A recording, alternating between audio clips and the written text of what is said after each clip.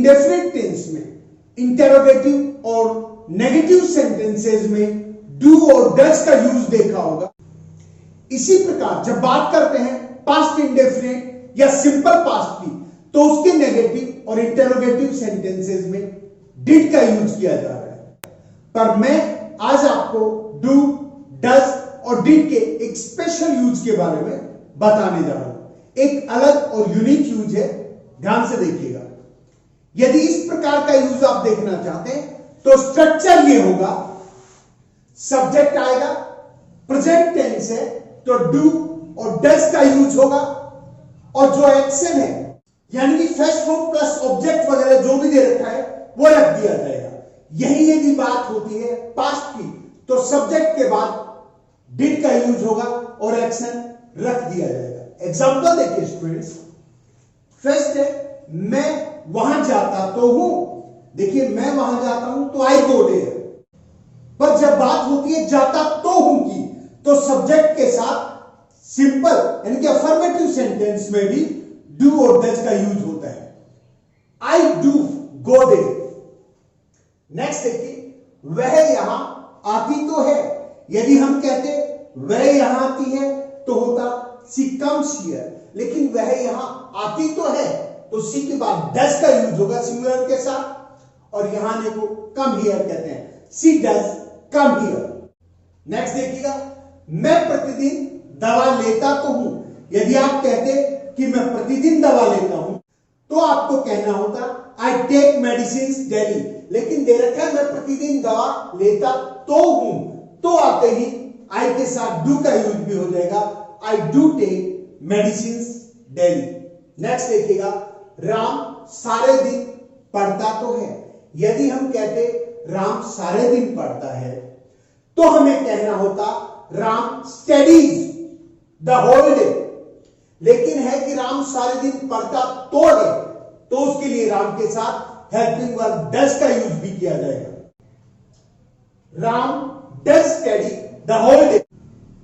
देखिए राम के साथ डज आने के बाद फर्स्ट फॉर्म होती है, क्योंकि डू और डज के बाद हमेशा फर्स्ट फॉर्म ही आती है।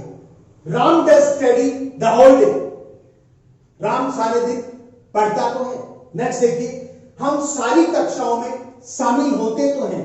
हम सारी कक्षाओं में शामिल होते हैं, we attend all the classes, लेकिन सारी कक्षाओं में शामिल होते तो हैं, तो आते ही वी के साथ डू लग जाएगा, we do attend all the classes. Next देखिएगा, हम ताजा हवा में सांस लेते तो हैं, तो है इंफेसाइज कर रहा है, वी के साथ हेल्पिंग वर्ब डू लगेगी। जनरली प्रेजेंट इंडेफिनिट में अफर्मेटिव सेंटेंसेस में हेल्पिंग वर्ब डू और डज का यूज नहीं होता है, लेकिन इंफेसाइज करने के लिए, जोर देने के लिए हम इनका यूज करते हैं। वी डू, और सांस लेने को या तो ब्रीथ बोलते हैं या टेक ब्रीथ बोलते हैं। देखिए यहां पर ई आता है तो ये दे का साउंड देता है और वर्ब का काम करता है, लेकिन ई नहीं होता तो ये नाउन का काम देता है और ब्रीथ साउंड करता है। उस समय सांस लेने को टेक ब्रीथ बोल सकते हैं या अकेला ये वर्ब ब्रीथ बोला जा सकता है। ताजा हवा में सांस लेना, ब्रीथ इन फ्रेश एयर या take breath in fresh air. हम ताजा हवा में सांस लेते हैं, we take breath in fresh air या ब्रीथ इन फ्रेश एयर। हम ताजा हवा में सांस लेते तो हैं, we do breathe in fresh air. Next देखिए, तुम अपने दोस्तों पर आरोप लगाते तो हो। तुम यू और तो है तो डू, यू डू। दूसरों पर आरोप लगाने को बोलते हैं ब्लेम, और जिस पर आरोप लगाते हैं उसका नाम। दोस्तों को फ्रेंड्स बोलते हैं, अपने दोस्तों, यू का अपना दोस्त योर होता है तो योर फ्रेंड्स। अपने दोस्तों का मतलब यहां है तुम्हारे दोस्तों पर। यू डू ब्लेम, तुम आरोप लगाते तो हो योर फ्रेंड्स, अपने दोस्तों पर या तुम्हारे दोस्तों पर। नेक्स्ट देखिए, माया कुएं से पानी निकालती तो है। माया सिंगुलर है, हम डज का यूज करेंगे तो के कारण, इंफेसाइज करने के लिए। माया डज, और कुएं से पानी निकालने को बोलते हैं draw water from the well. तो Maya does draw water from the well. Next देखिएगा, वह डॉक्टर रोगी की नब्ज देखता तो है। देखिए यह डॉक्टर होता है तो दिस डॉक्टर, वह डॉक्टर है तो दैट डॉक्टर इंडिकेशन करने के लिए पास के सिंगुलर के साथ दिस और दूर के सिंगुलर के साथ दैट का यूज होता है। वह डॉक्टर तो दैट डॉक्टर। अब नब्ज देखना होता है, अब नब्ज देखी नहीं जाती, नब्ज महसूस की जाती है, इसीलिए हम फील का यूज करेंगे।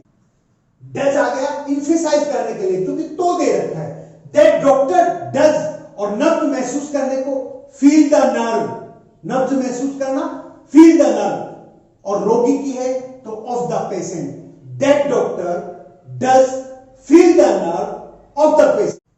नेक्स्ट देखिएगा, हम अपने मोजे ठीक करते तो हैं, ठीक करना, रिपेयर करना, मरम्मत करना, वी, और तो आ गया तो वी के साथ डू का यूज होगा, वी डू, मेंट कर सकते हैं मरम्मत करने के लिए, या रिपेयर का यूज हो सकता है, we do mend our socks, या फिर आप कह सकते हैं we do repair our socks. Next देखिएगा, वे मेरे प्रस्ताव का समर्थन करते तो थे, देखिए थे पास्ट इंडेफिनिट का यूज होता है, था थे थी, लेकिन तो का यूज आया है साथ में, इसका मतलब हम डिड का यूज करेंगे। जनरली पास्ट इंडेफिनिट में अफर्मेटिव सेंटेंसेस में केवल सेकंड फॉर्म का यूज होता है, डिड का यूज केवल नेगेटिव और इंटरोगेटिव में होता है। लेकिन तो थे यानी इंफेसाइज करना, जोर देना दिखाने के लिए हम डिड का यूज अफर्मेटिव में भी करते हैं। एग्जांपल देखिएगा, वे मेरे प्रस्ताव का समर्थन करते तो थे, वे के लिए दे आया है, हम डिड का यूज करेंगे, और प्रस्ताव का समर्थन करना सपोर्ट द प्रपोजल होता है, और मेरे प्रस्ताव क्या है तो माई प्रपोजल आ जाएगा, they did support my proposal.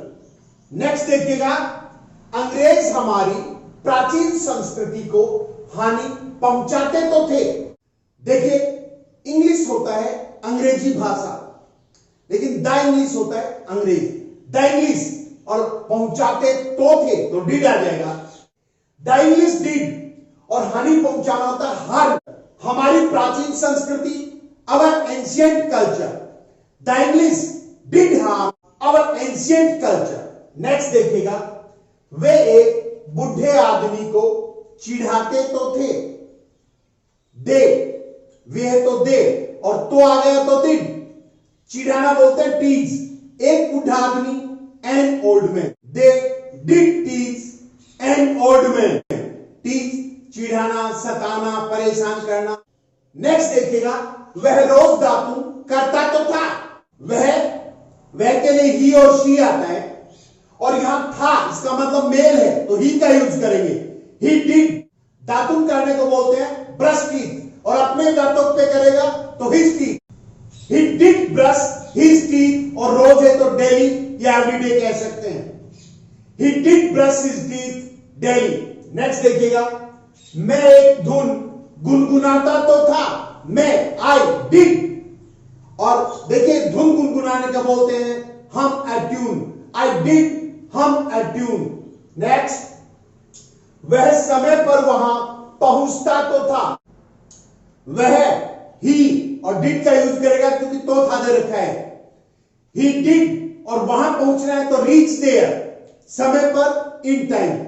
याद रखिए यदि समय पर दे रखा हो तो हम इन टाइम का यूज करेंगे, ऑन टाइम का नहीं, क्योंकि ऑन टाइम का मतलब अंतिम समय बिंदु पर, जैसे किसी को 7 बजे वहां पहुंचना है तो एक्यूरेट 7 बजे, ना 1 मिनट पहले ना 1 मिनट बाद, वो होता है ऑन। जनरली हम जब भी समय पर आता है हम इन टाइम का ही यूज करते हैं। स्टूडेंट्स, आज मैं आपको डू का एक स्पेशल यूज भी बताने जा रहा हूं। अपने सेंटेंस को, अपने ऑफर को, अपनी रिक्वेस्ट को और ज्यादा पोलाइट बनाने के लिए, और ज्यादा अपनी रिक्वेस्ट के ऑफर को और ज्यादा पोलाइट यानी विनम्रतापूर्ण बनाने के लिए हम डू का यूज करते हैं, पर ऐसे यूज में कभी भी डज का यूज नहीं होता है।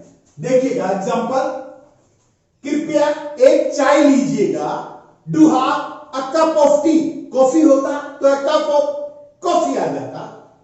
कृपया अपनी सीट पर बैठिएगा, do have your seat. Next, कृपया कुछ फल लीजिएगा, do have some fruits. Next, कृपया कुछ तरल लीजिएगा, डू हैव सम ड्रिंक, तरल को ड्रिंक कहते हैं, पीने लायक। कृपया कुछ नमकीन लीजिएगा, डू हैव सम स्नैक्स। इस प्रकार डू हैव से अगले को जो ऑफर करते हैं या प्रस्ताव रखते हैं, रिक्वेस्ट करते हैं, वो हमारी रिक्वेस्ट या ऑफर ज्यादा पोलाइट बन जाती है। तो स्टूडेंट्स, आज हम आपने डू का स्पेशल यूज भी देख लिया होगा। इस यूज में डू का अपना कोई अर्थ नहीं निकलता। यहां डू का यूज केवल आपकी रिक्वेस्ट को या आपके ऑफर को, प्रस्ताव को और ज्यादा पोलाइट यानी कि विनम्र बनाने के लिए किया जाता है। आशा है आपको डू और डज, डिड के ये जो यूजेस हैं वो समझ आ गए होंगे। यदि आपको समझ आया हो और वीडियो अच्छा लगा हो तो इसे लाइक करें, अपने फ्रेंड्स के साथ शेयर करें ताकि वो भी इसका बेनिफिट उठा सके। और अभी तक यदि आपने मेरे चैनल को सब्सक्राइब नहीं किया है तो प्लीज इसे सब्सक्राइब जरूर करें, क्योंकि आपका सब्सक्रिप्शन और आपका सपोर्ट मुझे मोटिवेशन देता है। स्टूडेंट्स, स्पोकन इंग्लिश की जो सीरीज मैं चला रहा हूं, यदि आप इसे रेगुलर देखते हैं, इसके साथ प्रैक्टिस करते हैं और अपने आप से कुछ सेंटेंसेस बनाने का प्रयास करते हैं, ट्राई करते हैं, तो I promise soon you will learn how to speak English. Thank you.